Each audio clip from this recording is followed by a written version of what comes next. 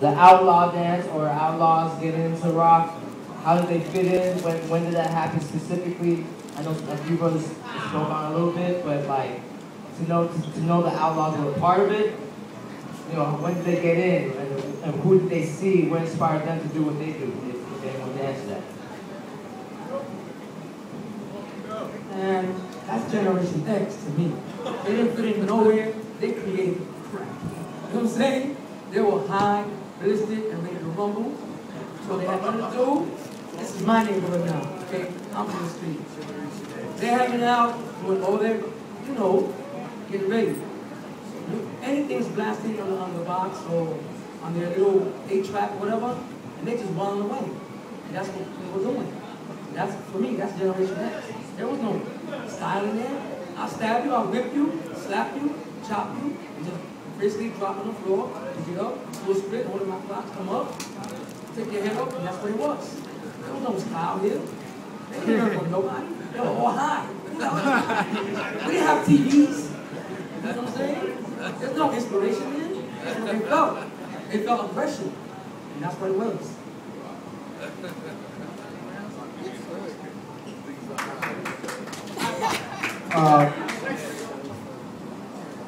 I'm the baby up here on the platform, but I didn't see what I see, and I still know brothers personally who are outlaws. I know brothers personally who've always been outlaws. The word outlaw meaning in gangs, the gang lifestyle, or graduating.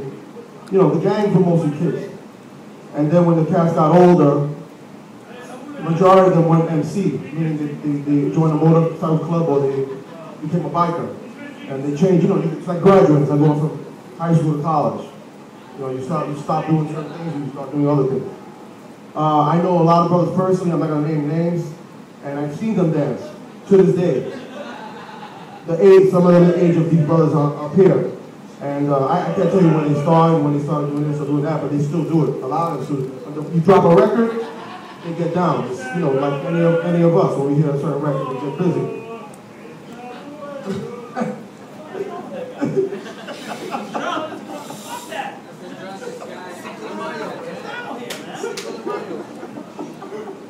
You got a battle right now, man. You got a show right now. That's daddy's justice. So put a record on, get this guy murder the floor. You know what? Let's give it to them.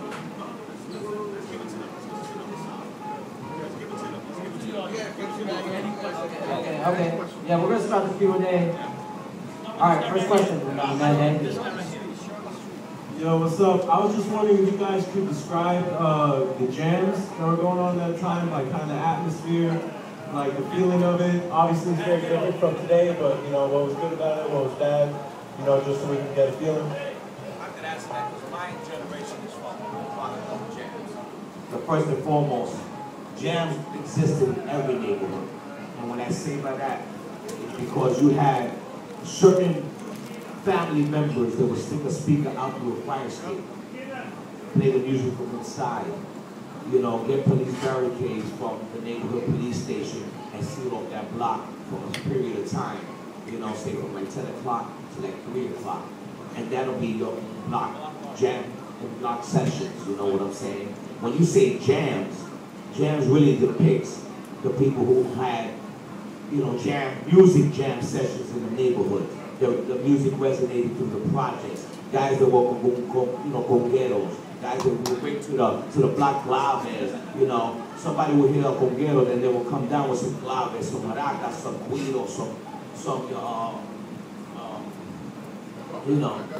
you know, whatever they had. A jam session really depicts musicians coming together and just creating something at that moment. Okay, when you talk about jams, that's what it is. Okay, my generation, with what was brought, you know, to the Bronx, you know, to the Jamaican community, with the big speakers and the turntables, that's called dance hall music now, but that was their urban social music. It was brought to my generation, and the beauty of that would happen with her is, and this is for the Bronx. I can't say what happened in Brooklyn because there's a lot of things that parallel. You know, I can't say the Bronx were the first ones because a lot of people were coming out and they had Jamaican communities also. So I'm saying what happened in the Bronx.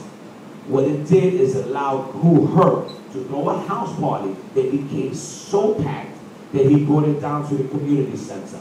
And even in that community center didn't help that amount of people, which he brought it out to the back porch or to the back, area that they had.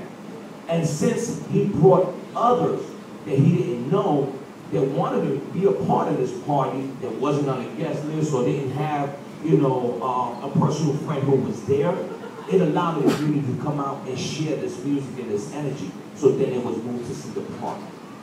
So the more this music was being resonated through the neighborhood, the beauty of it is it allowed these neighborhoods to come together. You understand what I'm saying? So now you got Black, Puerto Ricans, Dominicans, Cubans, whoever lived in that social depression environment, it allowed us to break bread through music and energy, period.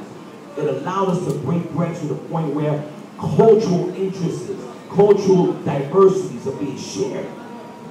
That's what a jam means. Jam means people, place, energy, and music, period, point blank. That is what established what a real jam is. It's grassroots, and it's all about jam, it's all about communities coming together. It's a voice of self-expression, because when the music stopped, don't you think that, when you gotta go back to the bullshit anyway. So for that specific time, we were free. All right, the jams, just getting back to the jams.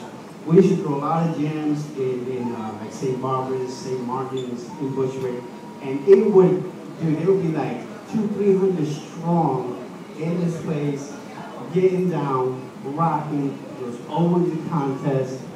A lot of people would sign up. It's a good competition. That's when freestyling started developing.